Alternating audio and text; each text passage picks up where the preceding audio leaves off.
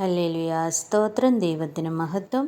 എല്ലാ ദൈവമക്കൾക്കും കർത്താവിൻ്റെ അതിപരിശുദ്ധമായ നാമത്തിൽ എൻ്റെ സ്നേഹവന്ദനം അറിയിക്കുന്നു.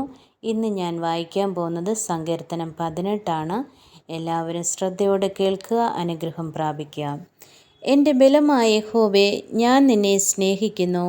യഹോവേ എൻ്റെ ശൈലവും എൻ്റെ കോട്ടയും എൻ്റെ രക്ഷകനും എൻ്റെ ദൈവവും, ഞാൻ ശരണമാക്കുന്ന എൻ്റെ പാറയും എൻ്റെ പരിചയം, എൻ്റെ രക്ഷയായ കൊമ്പും എൻ്റെ ഗോപുരവുമാകുന്നു. സ്തുതിത്യനായ യഹോവയെ ഞാൻ വിളിച്ചപേക്ഷിക്കുകയും എൻ്റെ ശത്രുക്കളുടെ കയ്യിൽ നിന്ന് രക്ഷ പ്രാപിക്കുകയും ചെയ്യും. ആമേൻ. മരണപാശങ്ങൾ എന്നെ ചുറ്റി, അഗാധ പ്രവാഹങ്ങൾ എന്നെ ഭ്രമിപ്പിച്ചു. പാതാളപാശങ്ങൾ എന്നെ വളഞ്ഞു, മരണത്തിൻ്റെ കെണികളും എന്നെ തുടർന്നു പിടിച്ചു. എൻ്റെ കഷ്ടതയിൽ ഞാൻ യഹോവയെ വിളിച്ചപേക്ഷിച്ചു, എൻ്റെ ദൈവത്തോട് നിലവിളിച്ചു. അവൻ തൻ്റെ മന്ദിരത്തിൽ നിന്ന് എൻ്റെ അപേക്ഷ കേട്ടു. തിരുമുമ്പിൽ ഞാൻ കഴിച്ച പ്രാർത്ഥന അവൻ്റെ ചെവിയിലെത്തി. ഭൂമി ഞെട്ടിവിറച്ചു, മലകളുടെ അടിസ്ഥാനങ്ങൾ ഇളകി. അവൻ കോപിക്കാൽ അവ കുലുങ്ങിപ്പോയി. അവൻ്റെ മൂക്കിൽ നിന്നും പുക പൊങ്ങി, അവൻ്റെ വായിൽ നിന്നും തീ പുറപ്പെട്ട് ദഹിപ്പിച്ചു.